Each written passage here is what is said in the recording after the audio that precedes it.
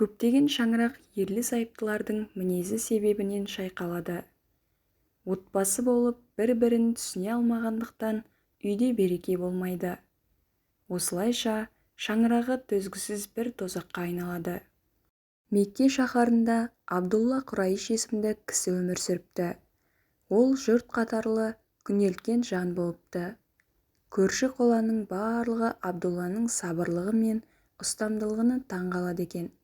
Өйткені әйелінің мінезі өте нашар екен. Көрші қолаңмен арасында шайпау әйел, жанжалдаспаған адамы қалмапты. Соған қарамастан, күйеуі Құдайдың аманаты деп жұбайына мейлінше жұмсақ мәміледе болыпты. Осылайша 40 жыл бір шаңырақта ұрысқақ қатынмен бір жастықта ғұмыры өтіп жатыпты. Шыдамның да шегі бар емес пе? Күндердің бір күні күйеуі ашуланып, қолынан бір сілтеп үйінен безіп кетіпті. Ауылынан алыстап шыққан байғұс елсіз жерде құлшылық жасап, кітап оқып отырған екі пірадаға жолығады. Екі діндар құдайы қонақтың кім екенін сұрап жатпастан қастарына қосып алды. Абдулла Құрайш те олармен бірге құлшылық жасап, оқыған кітаптарын тыңдаумен болды. Арабтың салтында құдайы қонақтан 3 күнге дейін жөн сұраспайтын еді. Сондықтан қонағынан жөн сұрасып жатпай, ас сумен бөліседі. Кешкі мезгіл де таяп келеді. Қос піраданың бірі дұға етейік, бүгінгі несібемізді сұрайық деп қол жаяды. Арада көп уақыт өтпей-ақ біреу есік қағады. Есікті ашса тамақ келіп тұр. Дастархан жайып, үшеуі ас суын ішіп алды. Ертесі күні де бірге құлшылық етіп, үшеуі бірге кітап оқып, кеш батырады. Сосын екінші пірадар, бүгін менің кезегім, деп қолын жайып дұға ете бастайды.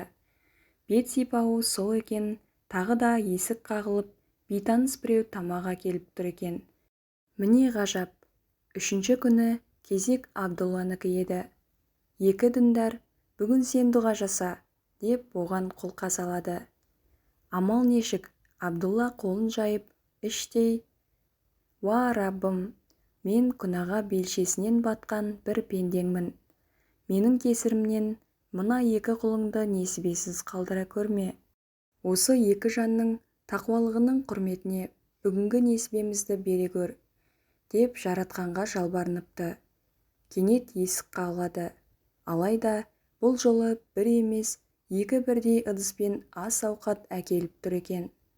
Екі діндар таңданып, сен кімсің, қандай дұға жасадың деп таң қалыпты.